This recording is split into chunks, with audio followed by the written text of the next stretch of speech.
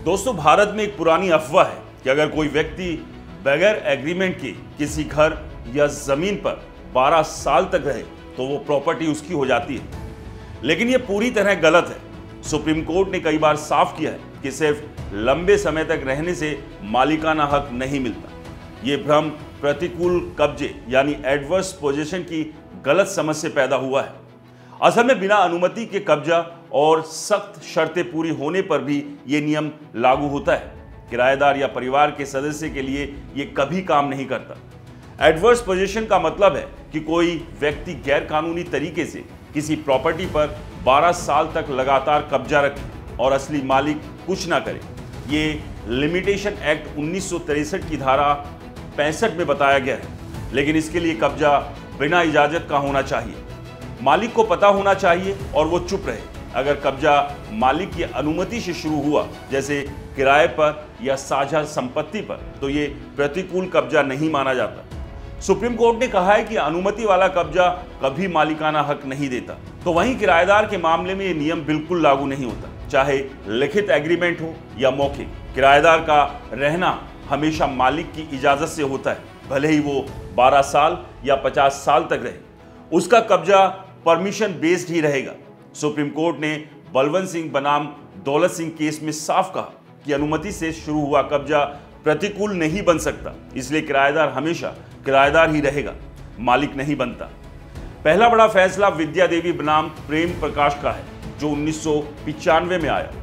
यहां रघुनाथ की मौत के बाद जमीन 3 हिस्सों में बटी। बेटा प्रेम प्रकाश ने दावा किया कि वो 1953 से अकेले कब्जे में है, इसलिए 12 साल बाद मालिक बन गया। सुप्रीम कोर्ट ने कहा कि को ऑनर का कब्जा अनुमति से शुरू होता है, इसलिए एडवर्स पोजीशन नहीं अप्लाई होगा। सिर्फ अकेले रहने से हक खत्म नहीं होता। ऐसे में प्रेम प्रकाश का दावा खारिज हो गया और विद्या देवी का हिस्सा अलग किया गया। दूसरा महत्वपूर्ण केस बलवंत सिंह बनाम दौलत सिंह का है, जो 1997 में हुआ। 2 भाइयों की साझा जमीन पर बलवंत 15 साल से अकेला था। उसने कहा कि उसने भाई को बाहर कर दिया और एडवर्स पोजीशन से मालिक है। कोर्ट ने मना किया और कहा अकेले इस्तेमाल से कुछ नहीं होता, बाहर निकालने का साफ सबूत चाहिए, जैसे नोटिस या ताला। बलवंत सबूत नहीं दे सका, इसलिए पार्टीशन का आदेश हुआ। सबक यह है कि ज्वाइंट प्रॉपर्टी में लंबा कब्जा बाकी का हक नहीं मारता। तीसरा केस है हेमाजी बाघाजी बनाम भीखा भाई का, जो 2008 में आया।